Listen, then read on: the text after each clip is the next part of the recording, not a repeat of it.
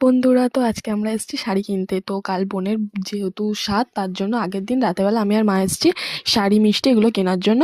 তো এই দুটো শাড়ি আমার পছন্দ হয়েছিল, তার মধ্যে যখন একটা নেবো, আর এই যে গেঞ্জিটা এটা বোনের বরের জন্য নেওয়া হবে। তো এই দুটো শাড়ির মধ্যে আমার পিঙ্ক কালারটা পছন্দ হয়েছিল, তো পিঙ্কটা নিয়েছিলাম, ওই গেঞ্জিটা নিয়েছিলাম আমার বরের জন্য। তারপর এখান থেকে মিষ্টি নিয়ে নিলাম দোকান দিয়ে। পরের দিন সকালে সাতবাড়ি।